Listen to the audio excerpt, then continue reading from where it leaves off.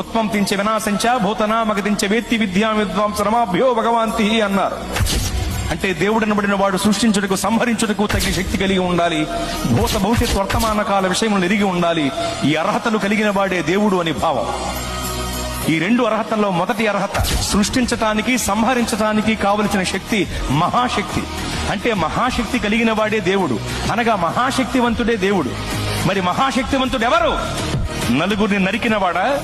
10 మందిని బాధినవాడా? నలుగురిని నరికినవాడు, 10 మందిని బాధినవాడే మహాశక్తివంతుడైతే అలాంటి వాళ్ళు చాలా మంది ఉన్నారు లోకంలో. మరి మహాశక్తివంతుడు అంటే ఎవరు? ప్రపంచమంతా దేన్నైతే జయించలేకపోతుందో దానిని జయించిన వాడే మహాశక్తివంతుడు. ప్రపంచమంతా నాటికి నేటికి ఏనాటికి మరణమును జయించలేకపోతోంది. మరణమనే మహమ్మారి మర్యాద లేనిదై మానవ జాతిపై విరుచుకుబడి మరణ మృదంగాన్ని మ్రోగిస్తూ విజయ వికటట్టహాసం చేసి వెర్రవీగుతుంటే, మరణమనే మహమ్మారి యొక్క పీచమణిచి దాన్ని ముళ్ళు విరిచి మరణమును జయించి తిరిగి లేచిన మహాశక్తివంతుడు యేసు ప్రభువు వారు మాత్రమే. ఓ మరణమా నీ ముళ్ళు ఎక్కడ, నీ విజయం ఎక్కడ? నీ ప్రభువు అడిగితే మృత్యువుకు ముచ్చెమటలు పట్టాయి.